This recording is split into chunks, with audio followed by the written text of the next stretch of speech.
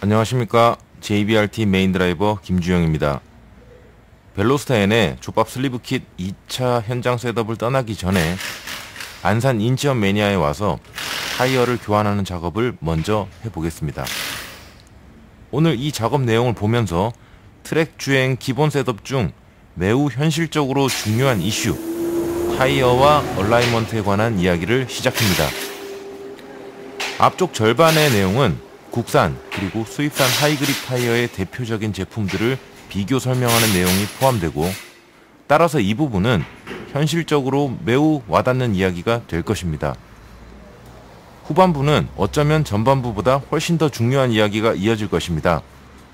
이 부분은 타이어 선택과 같은 객관식 문제를 푸는 것이 아니라 주관식 서술형 문제의 풀이가 될 것입니다.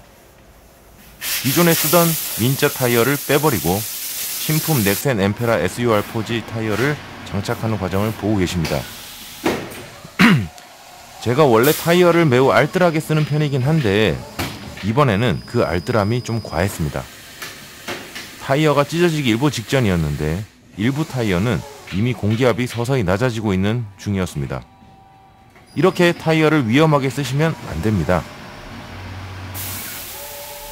대표적인 국산 하이그립 타이어 세 종류를 꼽으라면 한국 타이어 벤투스 RS4, 금호 타이어 엑스타 V720, 넥센 엠페라 SUR4G를 꼽을 수 있습니다. 먼저 한국 타이어 RS4와 넥센 SUR4G는 V-쉐입 대칭형 구조라서 인앤아웃을 뒤집어 쓸 수 있고, 금호 V720은 비대칭형 구조입니다. 뒤집어 쓸 수 있다 없다로 판단하는 경제성보다도 여기에 중요한 특징이 있는데, RS4와 SUR4G는 안쪽, 중간, 바깥쪽의 컴파운드가 균일한 형태이고, RS4는 썰4G보다 다소 하드한 컴파운드를 사용하고 있고, 따라서 그립으로 본다면 SUR4G가 RS4보다 우수하지만 수명은 짧다고 볼 수 있습니다.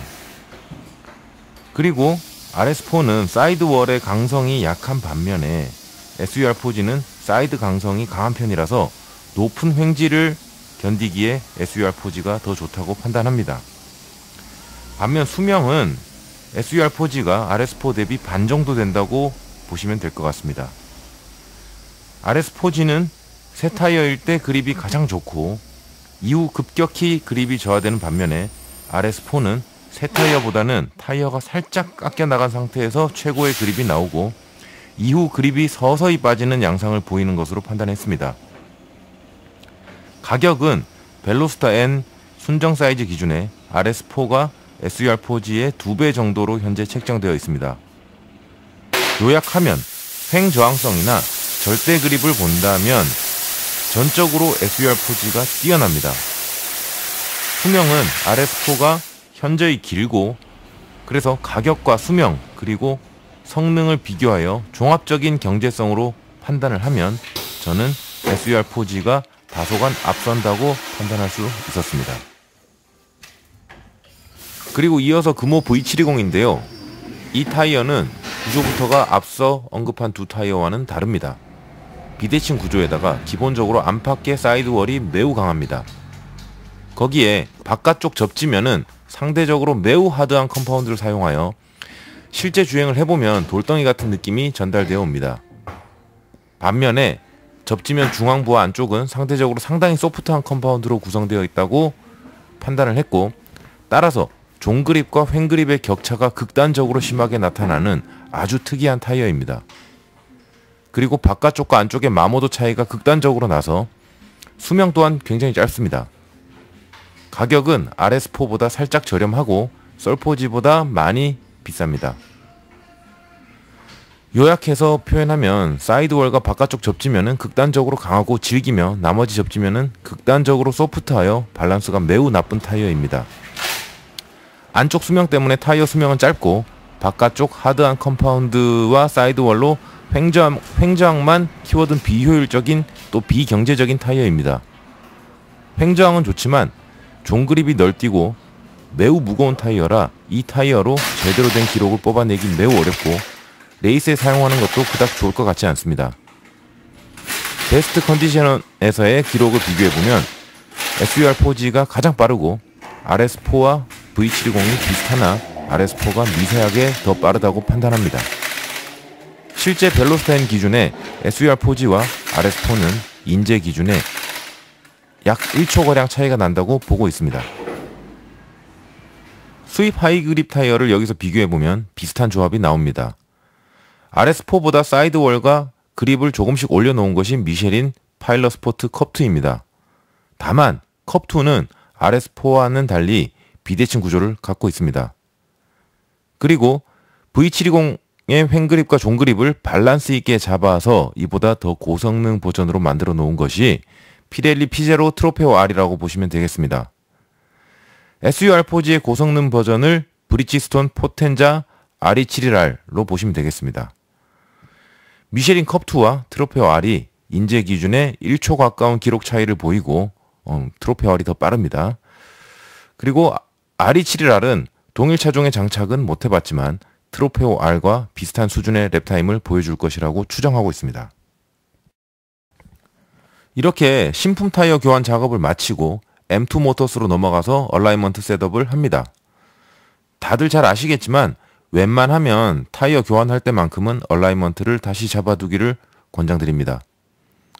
본론을 들어가기 전에 먼저 화면에 나타나는 그림에서 캐스터와 캠버 그리고 토우의 개념과 그 부호를 먼저 정리하고 넘어가겠습니다. 마운트 탑보다 앞바퀴의 중심이 앞쪽으로 위치하게 되면 파지티브 캐스터이고 보통 전륜차는 플러스 1에서 플러스 5도, 후륜차는 플러스 5에서 플러스 10도 가량으로 셋업합니다. 캠버는 앞뒤에서 봤을 때 휠의 안쪽으로 기울어진 정도, 즉 바퀴의 위쪽이 아래쪽보다 안쪽으로 위치하게 되면 마이너스 캠버입니다. 트랙 타는 차량들은 앞뒤 바퀴 할 것 없이 다 마이너스 캠버로 셋업한다고 보시면 되겠습니다. 그리고 토우입니다. 토우는 위에서 봤을 때 앞쪽으로 모이게 되면 토인 내지는 파지티브 토우, 앞쪽이 벌어지게 되면 토아웃 내지는 네거티브 토우가 되겠습니다. 간단히 설명하면 하중이 실리는 타이어 내지는 힘받는 타이어에는 그 결정적인 순간의 진행 방향에 최대한 수평으로 토우가 정렬되고 수직축에 평행하게 캠버가 잡혀서 접지면이 최대가 되도록 하여 그립을 극대화시키는 것이 목적인 경우가 많습니다. 그러나 차량의 밸런스와 효과적인 주행의 관점에서 그립을 어느 정도는 얼라이먼트로 조율할 수 있기 때문에 미세한 밸런스 조정의 관점에서 보시면 될 것 같습니다. 오늘도 얼라이먼트 최종 셋업은 제가 직접 정확한 시트 포지션을 잡은 상태에서 진행했습니다. 먼저 캠버를 보겠습니다. 캠버는 대부분 횡저항성을 키워서 효과적으로 횡지를 잡아내도록 하기 위해 마이너스 캠버를 활용합니다. 선회에 1차적인 역할을 하는 전륜 쪽에 그리고 중량이 많이 실리는 쪽에 보통은 마이너스 캠버를 극대화시켜서 넣게 됩니다. 벨로스타 N의 경우 공차 중량이 약 1400kg, 드라이버 착석 시 무게 배분이 전륜으로 약 70%가 쏠리기 때문에 프론트 캠버가 많이 들어가야 합니다. 리어의 경우에는 필요한 요잉이 잘 일어나지 않거나 언더스티어가 과하다 싶으면 마이너스 캠버를 과하게 넣지 않는 것이 좋습니다. 캠버가 일반적으로 그립의 보강의 의미로 많이 해석이 되는데 전체 그립이 아니라 횡그립에 필요한 순간의 보강, 이 정도로 이해하는 것이 좋을 것 같습니다. 과도한 캠버는 직진 안전성을 저해하고 초반 스티어링을 둔하게 만드는 부작용이 있기 때문에 과하면 또 손해입니다. 토우와 캐스터의 영향을 배제하고 본다면 실제 드라이버가 느끼는 차량의 밸런스로도 조정 가능하지만 트랙 주행 후에 타이어 마모 패턴을 보고 어느 정도는 캠버 셋업의 타당성을 검토할 수 있습니다. 가령 바깥쪽 접지면이나 사이드월이 너무 심하게 망가진다 싶으면 캠버를 더 눕히는 옵션을 고려해야 합니다. 그 다음은 캐스터입니다. 캐스터는 대부분 조정할 일이 잘 없습니다만 간단히 설명하면 실용 구간은 어차피 파지티브 캐스터 1에서 10도 사이입니다. 파지티브 캐스터에서 턴을 하면 바깥쪽 타이어는 마이너스 캠버 효과가 극대화되어 횡저항, 내지는 횡그립에 도움이 됩니다. 안쪽 타이어는 반대로 캠버를 세우는 효과가 나타나서 차체를 들어 올리는 효과를 주고, 또 반대로 바깥쪽은 차체를 낮추는 효과를 주게 됩니다. 방금 언급한 외측 타이어의 캠버 효과가 캐스터 값을 줄이면 줄일수록 감소하여 네거티브 캐스터를 주게 되면 횡그립에 엄청난 손해를 보게 되므로 사실 우리는 캐스터를 크게 변화시킬 이유가 별로 없습니다. 마지막으로 토우인데요. 전륜이든 후륜이든 토인이면 직진 안정성이 좋고 코너에서는 다소 불리하다고 알고 계실 것입니다. 토아웃이면 반대로 직진 안전성이 떨어지고 코너 움직임이 좋다라고 알려져 있습니다. 트랙 주행하는 차량의 경우에 전륜에 약간의 토아웃을 준 경우가 많은데, 그 이유는 코너 외측에 놓인 전륜 타이어가 코너 더 깊숙한 부분까지 사이드가 접히지 않고 버티면서 그립을 유지하기 때문도 있고, 내측 전륜이 확 꺾여서 미세하게라도 차를 코너 안쪽으로 끌어주기 때문이기도 합니다. 만약 LSD가 달려있는 전륜차라면 그 효과는 더욱 극대화될 것입니다.